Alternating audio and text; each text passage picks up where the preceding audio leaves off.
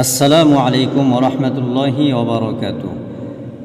আজকে আমরা সংযুক্ত হরফগুলো দেখব, শিখব। সংযুক্ত হরফগুলো আমাদের এখানে আছে। এক দাঁত হরফগুলো এখানে দেখা যায়, মানে একটা দাঁত আছে, উপরে এক নুক্তা, নিচে এক নুক্তা। এগুলো দিলে কি হয়, তাহলে কিভাবে আমরা চিনব? তাহলে এই যে এই দাঁত, এটা হলো দাঁত। এক দাঁতের নিচে এক নুক্তা দিলে বা।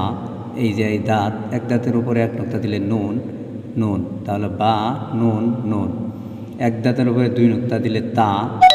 এক দাঁতের নিচে দুই নুক্তা দিলে ইয়া, নুন। তা, ইয়া, নুন।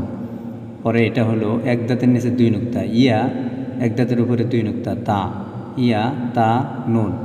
এক দাঁতের উপরে তিন নুক্তা দিলে কি হয়, সা। এক দাঁতের উপরে তিন নুক্তা দিলে কি হয়, সা, সা, সা, নুন। পরে হলো জিম, নিচে এক নুক্তা, হ্যাঁ খালি, খ, উপরে এক নুক্তা, হ্যাঁ সা, সায়ের উপরে তিন নুক্তা, খ, বা, খ, বা।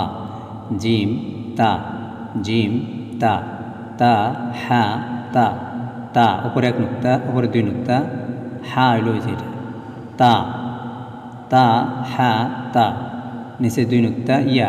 ইয়ার হরফ হলো এটা, ইয়া, ইয়া, জিম, বা, ইয়া, জিম, বা। বা, খ, তা, বা, খ, তা, তা, হা, বা, তা, ইয়া, হা, তা, হা, নুন, তা, হা, ইয়া, হা, বা, হা, আলিফ, বা, হা, মিম।